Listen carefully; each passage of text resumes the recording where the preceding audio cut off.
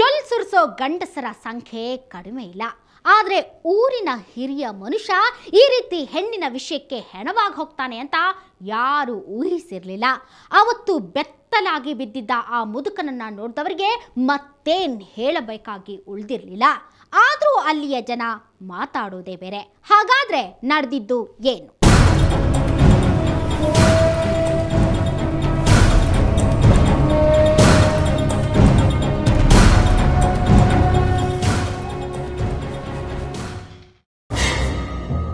ಈ ಸಾಯಿ ಬಣ್ಣ ಬದುಕು ಕಟ್ಕೊಂಡಿದ್ದು ಬೆಂಗಳೂರಿನಲ್ಲಿ. ಇವನು ಮದುವೆ ಮಾಡಿಕೊಂಡ ಹುಡುಗಿ ಮಾತ್ರ ಈ ಕಣೇಕಲ್ ಗ್ರಾಮದವಳು. ಅವಳ ತವರು ಮನೆಗೆ ಇವನು ಬಂದಿದ್ದ. ಇದೇ ಗ್ರಾಮದಲ್ಲಿ ಇವನ ಚಿಕ್ಕಮ್ಮನ ಮಗಳು ಬಸಲಿಂಗಮ್ಮನ ಮನೇನೂ ಇತ್ತು. ಹಂಗಾಗಿ ಇಲ್ಲಿಗೆ ಬಂದವನು ಆಕೆಯನ್ನು ಮಾತಾಡಿಸ್ಕೊಂಡು ಹೋಗೋಣ ಅಂದ್ಕೊಂಡು ಅವಳ ಮನೆಗೆ ಬಂದ. ಆಗ್ಲೇ ಸಾಯಿ ಬಣ್ಣನಿಗೆ ಅಲ್ಲಿ ನಡೆದಿದ್ದ ಅನಾಚಾರ ಕಾಣಿಸಿದ್ದು. 30ರ ಪ್ರಾಯದ ಬಸಲಿಂಗಮ್ಮನ ಜೊತೆ 60ರ ಅಜ್ಜ ಮಲ್ಲಪ್ಪ ಚಕ್ಕಂದ ಆಡ್ತಿರೋದು ನೋಡಿ ಇವನಿಗೆ ಕೋಪ ಬಂದು ಬಿಡ್ತಂತೆ. ಅವರು ನಮ್ಮ ಮಾಮನ ನಮ್ಮ ಅಕ್ಕ ನಮ್ಮ ದೊಡ್ಡಮ್ಮಗಳು ಅವರು ಈ ಥರ ಅದು ಮಾಡಿದ್ರು. ಕಣ್ಣಾರ ನೋಡಿದೆ, ಹೊಡೆದು ಬಿಟ್ಟೆ. ಏನು ಇದ್ರಲ್ಲ ಕಟ್ಟಿಗೆಲಿ ಅದು ಏನೇನು ಅದ್ರಲ್ಲಿ ಹೊಡೆದ ಅಂದ್ರೆ ನನಗೆ ಗೊತ್ತೇ ಇಲ್ಲ ಏನು ಕತೆ. ಇಬ್ರು ಒಟ್ಟಿಗಿರೋದನ್ನ ನೋಡಿ ಸಹಿಸೋದಕ್ಕಾಗದೆ ಹಿಂಗ ಮಾಡಿಬಿಟ್ಟೆ ಅಂತ ಸಾಯಿ ಬಣ್ಣ ಸ್ವತಃ ಹೇಳಿದ್ದ.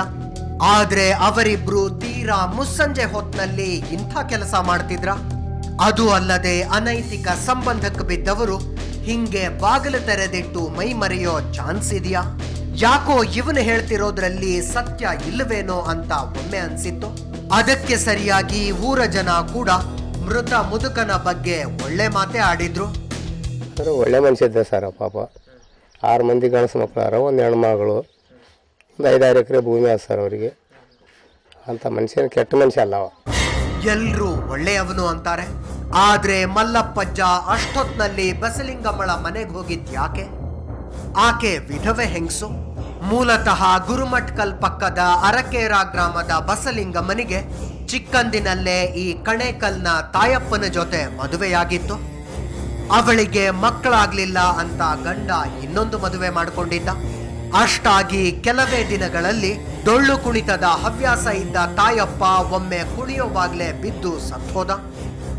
ಆಗ ಅಕ್ಕನ ಪರಿಸ್ಥಿತಿನ ನೋಡಿ ಕಣ್ಣೀರ್ ಹಾಕಿದ ಈ ಸಾಯಿ ಬಣ್ಣನಿಗೆ ಈಗ ಎಲ್ಲಿಲ್ಲದ ಸಿಟ್ಟಿದೆ. ನಮ್ಮ ಅವನ ಅಕ್ಕನ ಮಗಳು. ಈಗ 10 ವರ್ಷ ಆಯ್ತು ತೀರ್ಕೊಂಡವ್ರು, ನಮ್ಮ ಅಮ್ಮವ್ರು ತೀರ್ಕೊಂಡು. ಆಗ ಈ ಬಸಲಿಂಗಮ್ಮಂಗೆ 20 ವರ್ಷ. ಅಷ್ಟು ಚಿಕ್ಕ ವಯಸ್ಸಿನಲ್ಲೇ ಗಂಡನ್ನ ಕಳಕೊಂಡವಳಿಗೆ ಮತ್ತೊಂದು ಮದುವೆ ಮಾಡೋ ಯೋಚನೆ ಕೂಡ ಯಾರೂ ಮಾಡಲಿಲ್ಲ. ಹೀಗೆ ಏರು ಪ್ರಾಯದಲ್ಲಿ ಒಂಟಿಯಾದವಳನ್ನ ಮಲ್ಲಪ್ಪಜ್ಜ ಆಸೆಗಣ್ಣಿನಿಂದ ನೋಡಿದ್ದ. ವಿಪರ್ಯಾಸ ಅಂದ್ರೆ ಈ ಮುದುಕ ಮೊದಲೇ ವಿಪರೀತದ ರಸಿಕ. ಈತ 1ನೇ ಹೆಂಡತಿ ದೇವರ ಪಾದ ಸೇರಿಕೊಂಡ ತಕ್ಷಣ ಇನ್ನೊಂದು ಮದುವೆ ಮಾಡಿಕೊಂಡಿದ್ದ. 2 ಹೆಂಡತಿಯರಿಗೆ ಸೇರಿ 7 ಜನ ಮಕ್ಕಳಿದ್ರು. ಅವರ ಪೈಕಿ ಕೊನೆಯ 2ರನ್ನ ಹೊರತುಪಡಿಸಿದ್ರೆ ಉಳಿದವರು ಯಾರೂ ಮನೆಯಲ್ಲಿಲ್ಲ. ಎಲ್ಲರೂ ದುಡಿಯೋದಕ್ಕೆ ಬೆಂಗಳೂರಿನ ದಾರಿ ಹಿಡಿದಿದ್ರು. ದೊಡ್ಡೋರಿಗೆ ಮದುವೆಯಾಗಿ ಮಲ್ಲಪ್ಪ ತಾತ ಕೂಡ ಆಗಿದ್ದ. ಇಂಥ ವಯಸ್ಸಿನಲ್ಲೂ ಅವನಿಗೆ ಚಪಲ ಎಳೆದಿರ್ಲಿಲ್ವೇನೋ. ಚಿಕ್ಕ ವಯಸ್ಸಿನಲ್ಲೇ ಒಂಟಿಯಾಗಿ ಪರದಾಡ್ತಿದ್ದ ಹೆಣ್ಣು ಮಗಳನ್ನ ತೆಕ್ಕೆಗೆ ಹಾಕೊಂಡು ಬಿಟ್ಟ.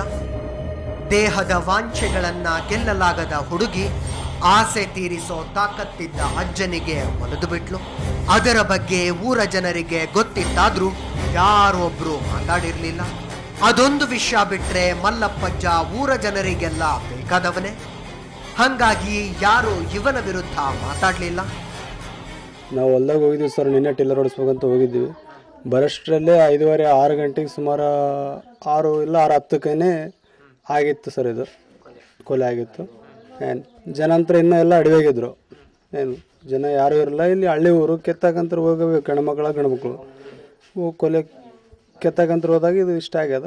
ಇತ್ತ ನಂತರ 6-7 ಎಕರೆ ಜಮೀನು ಅದ. ಇತ್ತ ನಂತರ ಒಳ್ಳೆಯವ್ರಿಗೆ ಒಳ್ಳೆತನೇ ಅನ್ನ. ಏನು ಕೆಟ್ಟವ್ರಂತ್ರ ಯಾರೂ ಇಲ್ಲ. ಇಲ್ಲಿ ಒಳ್ಳೆ ಮನುಷ್ಯನೂ ಒಳ್ಳೆತನೇ ಅನ್ನ. ಇಲ್ಲಿ ಯಾರೂ ಕೆಟ್ಟವರಲ್ಲ, ಎಲ್ರೂ ಒಳ್ಳೆಯವರು ಅನ್ನೋದಕ್ಕೂ ಸಾಧ್ಯ ಆಗ್ತಿಲ್ಲ. ಬಸಲಿಂಗಮ್ಮನಿಗೂ ಮಲ್ಲಪ್ಪಜ್ಜನಿಗೂ ಸಂಬಂಧ ಇತ್ತು ಅನ್ನೋದಕ್ಕೆ ಮನೆಯಲ್ಲಿ ಬಿಡಿಸಿಟ್ಟ ಹಾಸಿಗೆ ಮತ್ತು ಅದರ ಮೇಲೆ ಬಿದ್ದಿದ್ದ ರಕ್ತಾನೇ ಸಾಕ್ಷಿ ಅಂತ ಪೊಲೀಸರಿಗನ್ಸಿದೆ.